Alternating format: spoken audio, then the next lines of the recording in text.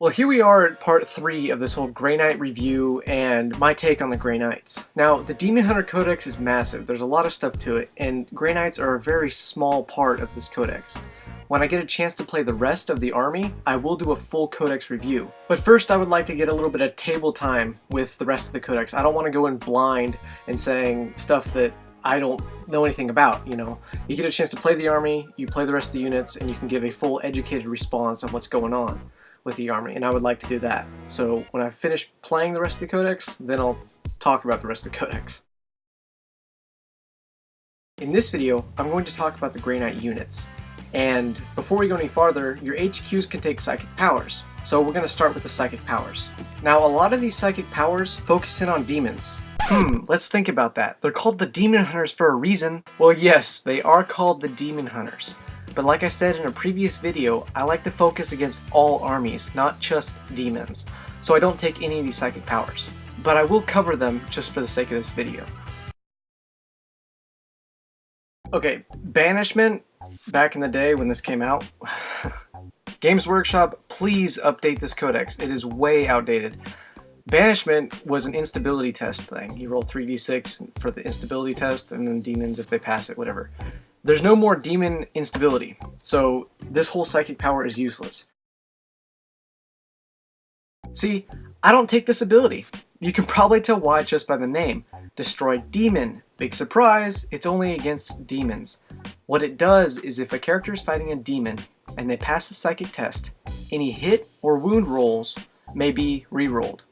Now, if it were against another army, or every army, I would take it hands down.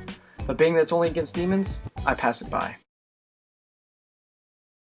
This psychic power is actually pretty useful for 10 points. What it does is if the Psyker passes his psychic test, then he gets double the strength for that turn. Being a Space Marine, that would put him at 8.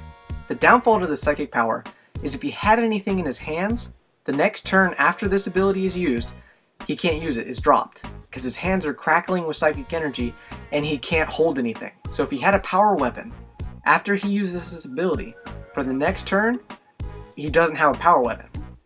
Because he dropped it. Because he can't hold it. Because it's crackling with energy. For 20 points, this is one of the best psychic powers that you can take for the Demon Hunters.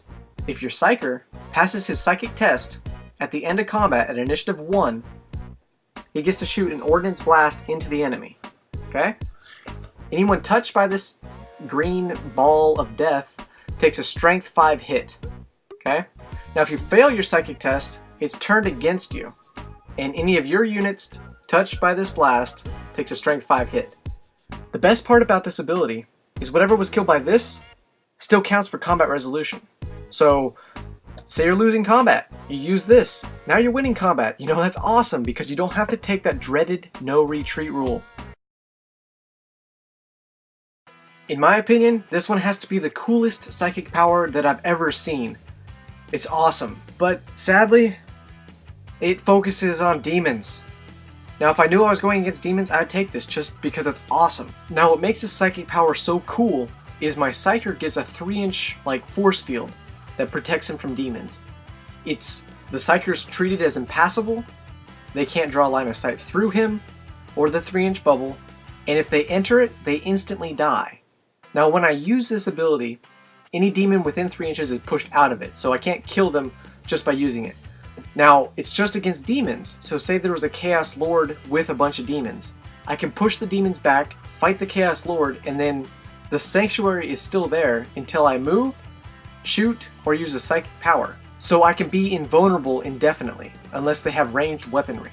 So for 15 points, to be totally immune to demons, I would use it, depending on if I was fighting demons, which, being that no one plays demons here, I don't see that happening anytime soon.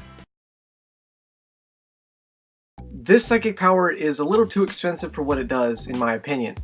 It's another one of those demon things, but you can use it for anything. Now what this does is instead of firing a weapon, you can use this ability. It's a range 18, strength 5, AP 5, assault D6. What makes this psychic power go against demons is because it ignores all invulnerable saves, which is what demons have. That's all they have is invulnerable saves. For 20 points, it's a little expensive for what it does. I would take Holocaust instead. You You could get one shot with this, you could get 6. It's all up in the air, and Holocaust is a little bit more definite. So for 20 points, I don't think it's worth it. This ability is pretty cool. It's used at the beginning of your opponent's assault phase. Any unit that's going to assault this Psyker, if he passes this test, they have to take a leadership test. If they fail the leadership test, they can't assault that turn. So, I don't want to get assaulted. I use a psychic power, you fail, I don't get assaulted. Well, that sums up the Daemonhunter Psychic Powers. Now, I said I was going to do the Grey Knight units in this video.